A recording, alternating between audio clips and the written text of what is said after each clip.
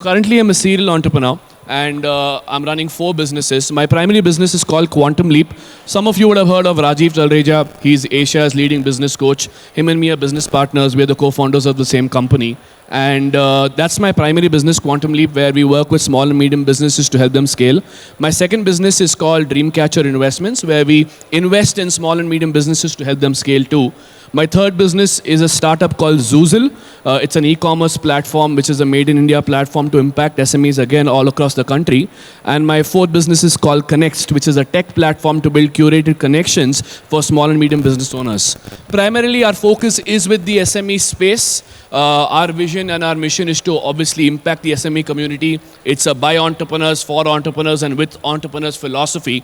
And that's why our biggest mission is to help entrepreneurs scale in simple words. I'm also, like the introducer said, the author of the international bestseller catalog, Catalyst. So, let me get straight to the point right now since we have less time. How many of your entrepreneurs can have a raise of hands?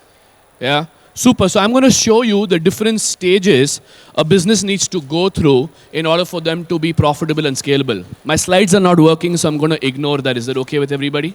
Yeah? So let me get to the first stage. The first stage in any entrepreneur's journey, whether you are a startup or you're a family-oriented business or you're just starting off as a single person, the first stage you go through is the struggle phase. How many of you remember your initial days as a business owner where you struggled? Raise your hands if you agree with me. Yeah? Okay, so my slides are working. Let me take that.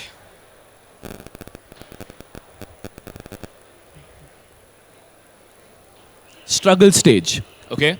So let me tell you what happens in the struggle stage.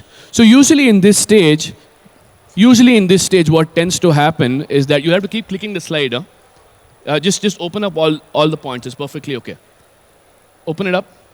Yeah, open it up. And I won't have any distraction. Just open it up completely. That's it. So, the first stage is the struggle stage. Now, what happens in the struggle stage is that clearly the business owner is struggling. Changes in any business is the introduction of systems. Yeah? It only happens at the success stage. And a lot of businesses stop here. Because they're earning good wealth, they're earning good income, they don't want to jinx it, they're really happy with it, and chal raha hai sab. But that is a crime when it comes to this stage because you're truly not tapping into the potential your business can have to really impact and create impact in the world out there. And the businesses which crack that stage move to the final stage, which is the scale stage, which is where the entire business gets decentralized. In fact, the business owner gets completely redundant. There is no head or tail of what the business owner is doing. The business owner is focusing on branding. The business owner is focusing on marketing. The business owner is focusing on building a personal brand. And the business kind of runs by itself. There's a hired management team which takes the business from different levels. And even if people leave, people come in, people go out, it doesn't really matter because the business is system-driven rather than people-driven. The ultimate goal of any business. How many of you agree with me? Raise your hands. Yeah? Awesome. So quick question for all of you. If you are already a business owner right now, can you identify for yourself which stage are you at right now? Just shout it out for me. Are you in the struggle, survival, stability, success, or scale? Can you shout it out? Survival. Awesome. Anybody else? Which stage are you at right now? You can be in 2 stages. You can be in the middle of one stage. You can be in transition from one stage to the other. Anybody else would like to share? Which stage? Yeah.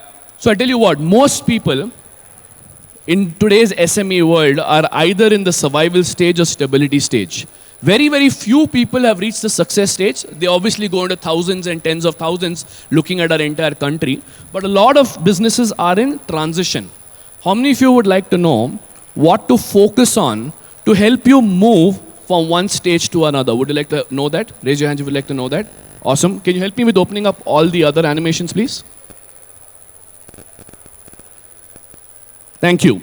So, now, if you're in the struggle stage, like I told you, the problem is that there is no focus on a proof of concept which is already in place. The business model is not tried and tested, and that is the reason why customers are not coming in consistently.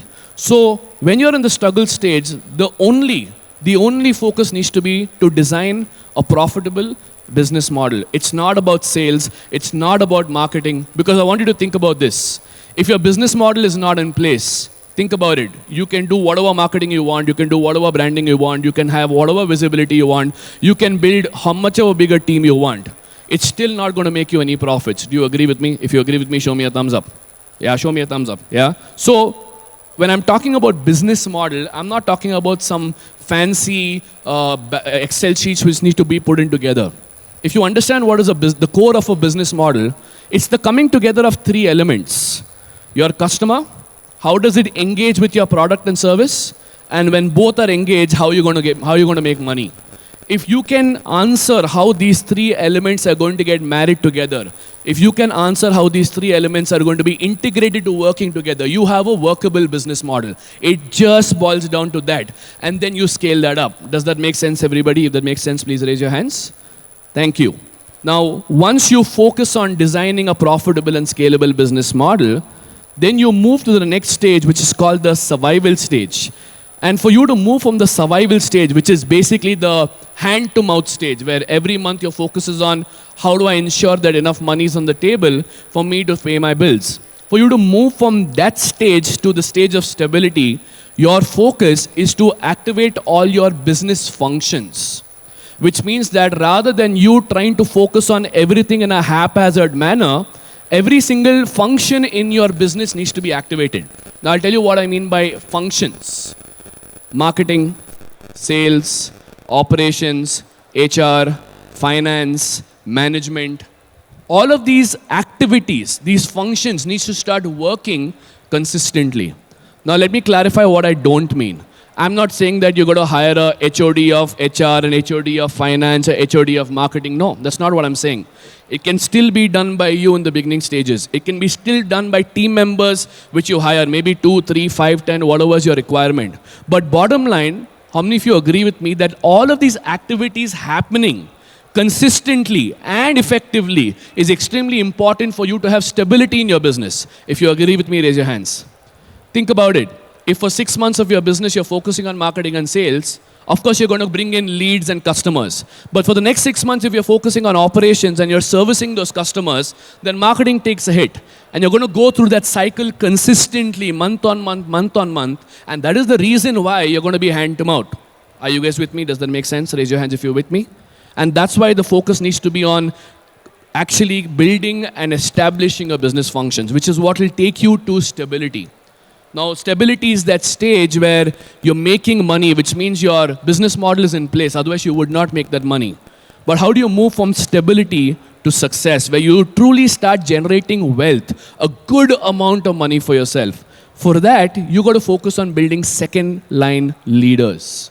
Now, I'll tell you what I mean by second-line leaders. Second-line leaders does not mean hiring people. You got to have people who can replace you. You need to have team members who can lead these functions, who can conduct these activities and lead them to an outcome without your involvement. And for that, you need people and you need systems to build in your business so that they can be managed effectively and produce a result. Now, why is this so important? Because when you are building systems and you have a second line team, this allows you to focus on the growth of the business. Do you agree with me that the fundamental, primary and most important responsibility of any entrepreneur is not for them to serve customers. It's not for them to bring in customers. It's not for them to manage day-to-day activities. It is for them to focus on the growth of the business. Do you agree with me? If you agree with me, show me a thumbs up. Yeah, thank you. That happens only when you have a second line team. Okay? And that team will start taking over these activities, and that's when you can focus on the growth of the business. And that will take you to the success stage. Now, once you reach the success stage, when you have your second line team in place, when you have your managers in place, and all these team members are taking your business to the outcome you want, for you to move to the scale stage, you got to build a professional management team. Which means that in the success stage, yes, you have your team member. You are their main leader. Still, you are responsible for the result. Still, you are their CEO. But for you to really move to scale stage, the complete dependency on your business needs to go.